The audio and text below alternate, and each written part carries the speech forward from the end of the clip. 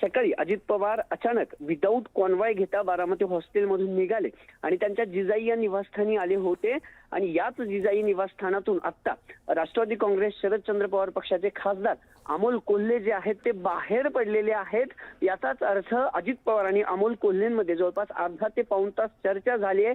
पिंपरी चिंचवडमध्ये दोन्ही राष्ट्रवादींनी एकत्रित निवडणूक लढावी असा पवित्रा अशी भूमिका अनेक कार्यकर्त्यांनी अनेक नेत्यांनी घेतली होती आणि त्यानंतर परवा दिवशी रात्री अजित पवार यांच्या निवासस्थानी रोहित पवार असतील, तुषार कामते जे शहराध्यक्ष आहेत पिंपरी चिंचवडचे आणि अमोल कोल्हे खासदार या तिघांमध्ये बैठक जी आहे ती झाली होती। तब्बल 1.5 तास ती बैठक चालली होती।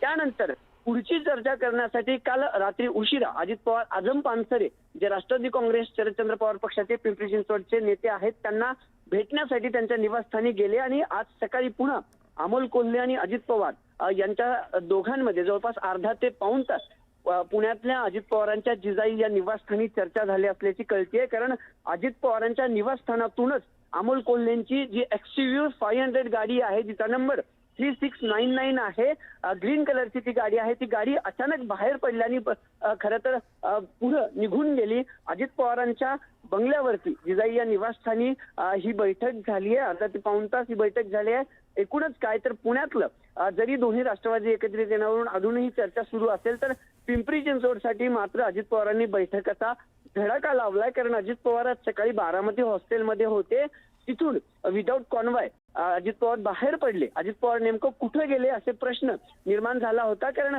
एकटेच अजित पवार हे जिजाई या बंगल्यावरती पोहोचले असल्याचं कळलं आणि आता काही क्षणापूर्वीच अमोल कोल्हे देखील त्यांच्या निवासस्थानातून बाहेर पडलेत।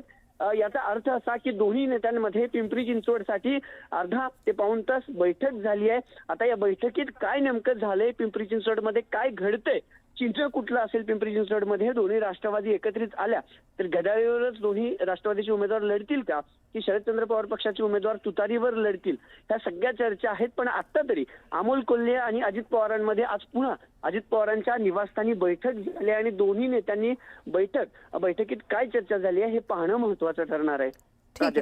अभिजित, वेळोवेळी तुमच्याकडून अपडेट घेत राहू। तुर्तास धन्यवाद।